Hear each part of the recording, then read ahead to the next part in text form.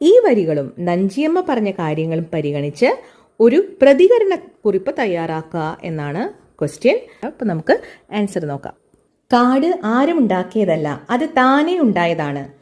കാടിന്റെ നിയമം കാട്ടിലെ മക്കൾക്ക് ജന്മാല ലഭിക്കുന്നതാണ്. കാട് കാക്കുന്നതും കാട്ടുമക്കളാണ്. കാട്ടുമക്കൾ ഉറങ്ങുകയും വളരുകയും ചെയ്തത് കാട്ടിലാണ്. കാടാണ് അവരെ പോറ്റിയത്. നമ്മൾ എല്ലാവരും ചേർന്ന് നിൽക്കണം. ഇത്രയും കാര്യങ്ങളാണ് ഈ 4 വരിയിൽ വ്യക്തമാക്കുന്നത്. ഇത് തന്നെയാണ് നഞ്ചിയമ്മയും പറഞ്ഞു വെക്കുന്നത്. കാടിന്റെ ശബ്ദങ്ങളാണ് കാടിന്റെ ഭാഷ. കാട്ടുമക്കളുടെ ജീവിതത്തിന്റെ അടയാളമാണ് അവരുടെ ഭാഷ. ഋതുഭേദങ്ങൾ വരുമ്പോൾ കാട് സൂചന നൽകും. അപായ സൂചനകളും കാട് നമുക്ക് നൽകാറുണ്ട്. പ്രകൃതി ദുരന്തത്തെ മുൻകൂട്ടി അറിയാൻ കാടിന്റെ ഭാഷ സ്വായത്തമാക്കിയാൽ മതി. കാടിന്റെ മക്കൾക്ക് അതറിയാം. വയനാട് പ്രകൃതി ദുരന്തമുണ്ടായപ്പോൾ ഒരു അമ്മയ്ക്കും കൊച്ചുമക്കൾക്കും അഭയം കൊടുത്തത് ഒരു കാട്ടാനയാണ്. ഇതെല്ലാം വാർത്ത